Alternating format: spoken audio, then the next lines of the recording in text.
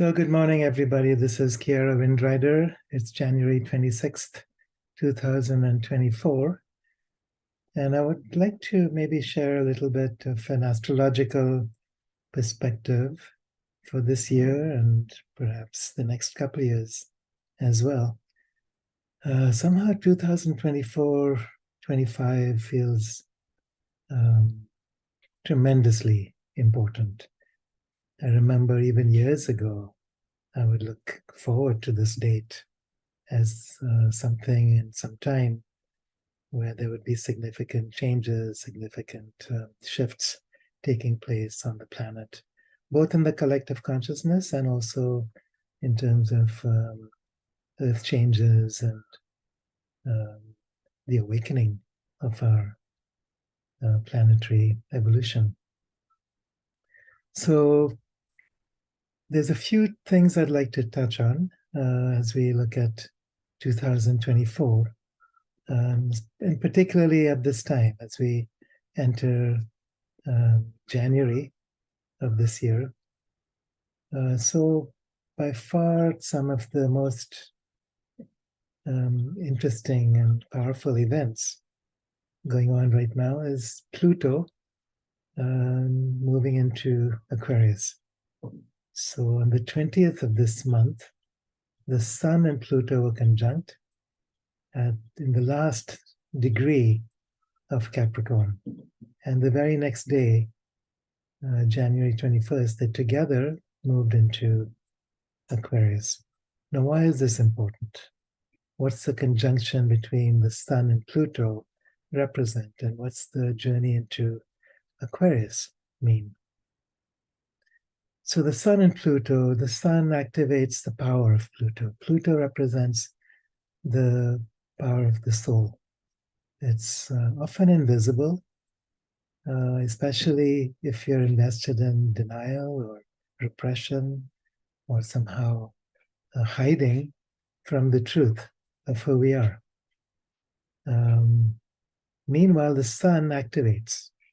And so this activation of the Sun over Pluto as it moves into Aquarius is the beginning of a very strong awakening for the entire planet. Pluto is moving from about 18 years in Capricorn to where it's going to now spend about 20 years in Aquarius. While Pluto was in Capricorn, it was going into the structural components of our psyche, the various political, economic, social, and personal systems that give us our sense of structure. Capricorn is about structure. And Pluto being there is like breaking up those old structures, is bringing the light of the soul deep into old programming where we've been stuck and bringing in everything that needs to come up to the surface. Now, as we move from Capricorn to Aquarius, Aquarius is about building the new earth, building a new consciousness.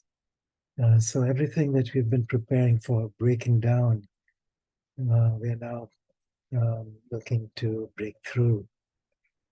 Especially because later in the year, in May, June, there's a lot of things happening with Uranus. Uranus will be squaring Saturn, a couple other planets. And so Uranian energy, which rules Aquarius, is strong. What it means is it's sometimes shocking, it's sometimes unexpected, it often creates tremendous drama. And in this journey of awakening, it doesn't really hold back. So anything that we've been holding back in our own lives, that maybe in the future we'll be ready for this, or maybe at some point when it's more convenient, I'll make changes. That's going to happen very quickly now. And this has to do with world events, political events, as well as our own personal journey. So, for instance, the United States has been also going through Pluto return. What does that mean? It's like Pluto returning back to the point of its origins in the birth chart of the United States, which is 1776, July 4th. Now, Pluto's cycle is 248 years, and exactly 248 years from its origins, which is last year, Pluto is crossing over its point of origin in the birth chart. So it's shaking up things. Pluto is about death, rebirth, transformation. And wherever there's karmic patterns that are unhealed, it's going to balance. So, looking at the United States, as well as the entire colonial history of humankind, because the United States, in some ways, represents the Western world.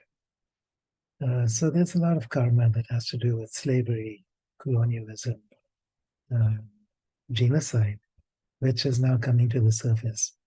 It's breaking out in the last couple of years in terms of wars going on in the Ukraine, proxy wars, and now happening in the Middle East with Palestine, Israel, and the 75 years of colonial structures behind that.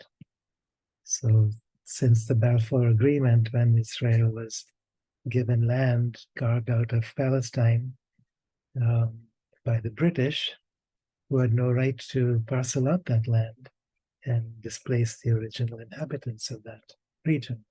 So 75 years later, that's become a huge point of conflict. What's happening from this point onwards? So what the energies are about is like a balancing of old energies that have to do with unconscious abuse of human rights, so including what's been going on in the United States for the last couple hundred years with the confrontation of civil rights, of human rights, of women's rights, and so on. And now we're talking about earth rights. Do we survive as a species? Do we survive as a planet? Those are the issues that are being confronted now.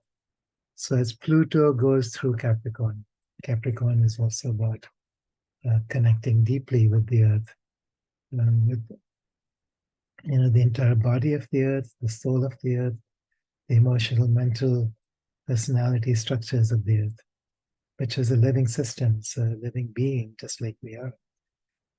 So as Aquarius, as Pluto moves into Aquarius now, there's a potential to awaken what we've been calling the Aquarian age, the new earth consciousness within the collective, within our personal and planetary structures, within our governing systems, our political, economic, business models. So we can look for something entirely different. We can look for new ways of conducting ourselves. We can look for scientific revolutions, new inventions, moving out of an age which is based on fossil fuels, even moving out of a dependence on solar or wind power into something that has to do with free energy technologies, which Nikola Tesla and others have been promoting for a long time. So those are some of the things that we can expect. Artificial intelligence, what does that mean? Some of it has meant breaking away from the human divine blueprint and creating structures that have to do with artificial enhanced intelligence. Whether or not and how much of that succeeds, we don't know. But there's also the potential for an intelligence based on the patterns of the soul, new DNA potential for new activation within a human genome, what the new species is about. Many people refer to Homo luminous. This is the next human species, or Homo universalis. So some people, the theosophists, for instance, or the anthroposophists, refer to the sixth and the seventh root races. This is something I've been writing about also in my books. The last three of them: Isa, son of the sun; Miran, daughter of the moon; Elmira, child of the stars. It's about recognizing our journey out from the Kali Yuga, out from the ages of darkness, into something that is new. It's an evolutionary process that hasn't manifested yet. So we don't know what it will look like, but we can say that there's a tendency to see this in terms of rapidly changing structures, rapidly changing identities, who we are as a species, who we are as individuals, who we are as planetary beings will no longer look the same. Some people, like I have a friend, Bibhu Sen Mishra, who wrote a book called Yuga Shift, which just came out this year or last year. He talks about, he's been studying the Yuga cycle. Some of you may be familiar with this. It's a 24,000 year cycle that Sri Yukteswar made familiar. It has to do with the precessional cycle, and it also has to do with the cycle of density that the ancient rishis have been studying. It has to do with the journey of our sun around its twin star, which happens to be perhaps Sirius, and then together, the two of them cycling around the center of the galaxy. And that's an entirely different cycle. But the journey of our sun around its twin star takes 24,000 years. When our sun is closer to the galactic center, we're closer to an age of light, Satyuga. When our sun moves away from the galactic center and Sirius, or whichever twin star we happen to be referring to, comes towards the galactic center, then we are further away in an age of darkness. So these are natural cycles, ages of light following ages of darkness. Now we happen to be moving out from Kali Yuga into Dwapara Yuga. So these are successive ages: Kali Yuga, Dwapara Yuga, Treta Yuga, and then finally again the age of light, Satyuga. So this transition from the age of darkness to the age of energy happens according to Bibhu Sen Mishra, March 21st, 2025, which is next year.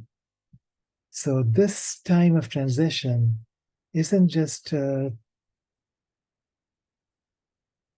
short-term cycle having to do with temporary astrological ages, but perhaps has to do with larger cycles known as the yugas. So humanity is preparing. There's a lot of indications that our species is undergoing a shift. Our genetic potential is going through changes. Our vibrational frequency is changing. And as these things happen, this is all in the realm of Aquarius. As Pluto moves through Aquarius, the next 20 years, from 2024, 25 to about 2040, 45, there'll be so much changing on this planet. I don't think we can even begin to imagine it. In my book, Gaia Luminous, I go into some details about different phenomenon, galactic, solar, planetary phenomenon. In this last book, Elmira, Child of the Stars, which is a fictionalized version of some of these things.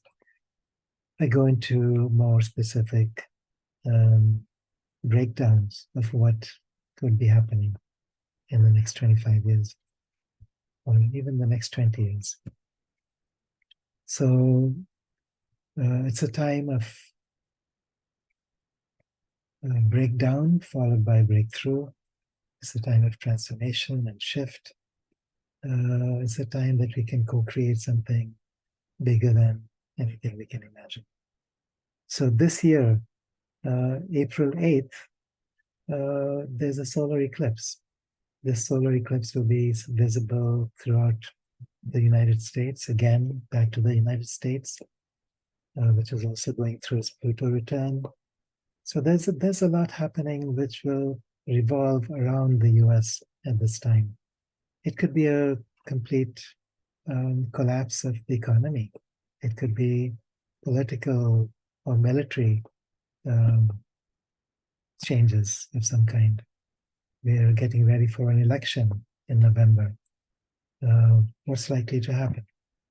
So if we are looking at this transition of Pluto moving from Capricorn to Aquarius, this can be a blueprint for some of the things we can expect. Sudden, powerful, and deep transformations. So I'll end for now. We'll continue in future videos. And please feel free to contact me, Kiara, at eternaldoorway.com. My website is kiarawindrider.net. My YouTube channel is Kiara Windrider. I also have a channel on the Conscious Awakening Network called Age of Gaia. So please check that out as well. So blessings, all of you, as we enter into this new year. And may we grow in wisdom, power, love, and awareness.